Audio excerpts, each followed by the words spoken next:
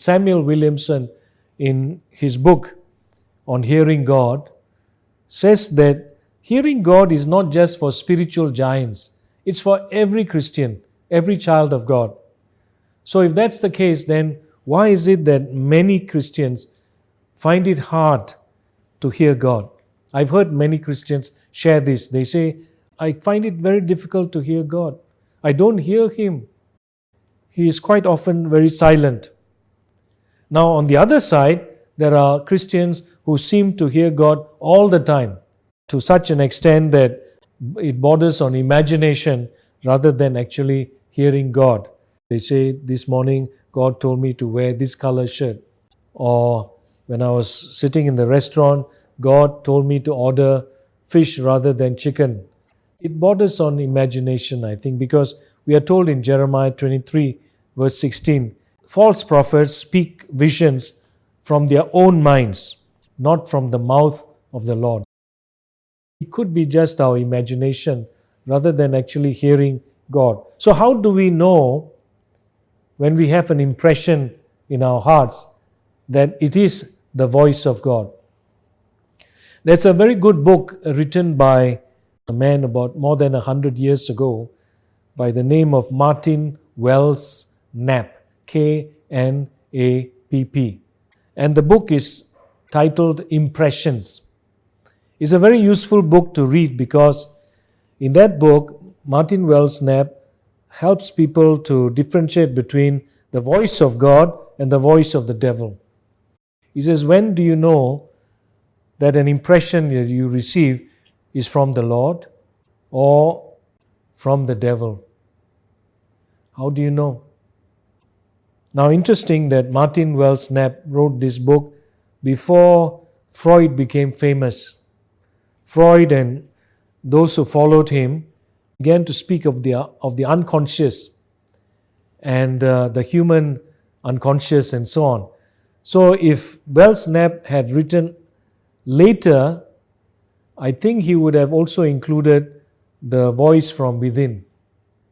So how do you know an impression is from God, from the devil, or from yourself, from your flesh? It's something that we all have to differentiate, and this is called spiritual discernment. It comes with practice. It also comes with training. It comes with living in a community by checking with other mature Christians. There are some useful principles, like 3 things we must know. God speaks mainly through His Word. So if you get strange impressions, you got to be a bit more careful. Second, God will never contradict His Word. If God asks you to do something, if you think there's a voice telling you to do something, God says, take the money. You know that that's not right because it's stealing somebody's money. It cannot be. Check with other mature Christians. You say, I have this strange impression, it keeps coming back. And so you check with mature Christians, how do you think this is? And so you pray together and you discern what's the right thing to do in this situation.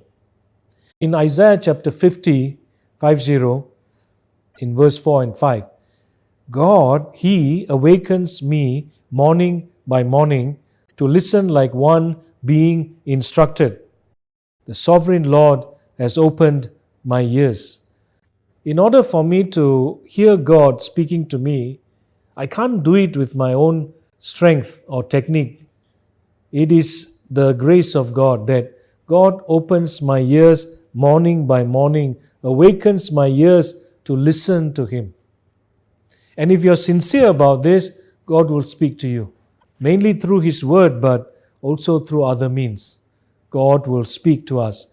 The phrase in that verse, like one being instructed, comes from the Hebrew word limud. And the word limud is translated as disciple. It's the Old Testament word for disciple. So, for example, you read Isaiah chapter 8, verse 16. Seal up God's instruction among my disciples. The same word, limud. So discipleship is found in the Old Testament too. And discipleship has to do with hearing God. Hearing God as one being instructed. That tells us that this discipline of training, attuning our ears to the voice of God is a necessary and important part of Christian discipleship. It's one of those things that we need to habitually develop as we grow in our senior years. Jesus did say in John 10, "My sheep listen to me, to my voice. My sheep know me, and they listen to my voice." So as we go on in years, I think the voice of God should become more familiar to us. When God speaks, we know God is speaking. That could be our goal and our desire and our aim. So Jesus exhorts us in Luke chapter 8, verse 18. He says, "Consider carefully how you listen." So take care that you listen to God through careful and prayerful reading of His Word. We listen to so many voices in our lives, but it's important that we listen to God. And secondly, when He speaks, make sure you obey Him. Be sure you listen to God, and be sure that you obey God when He speaks to you.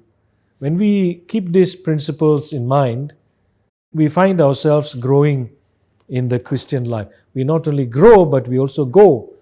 We are going in this journey towards God as we grow older.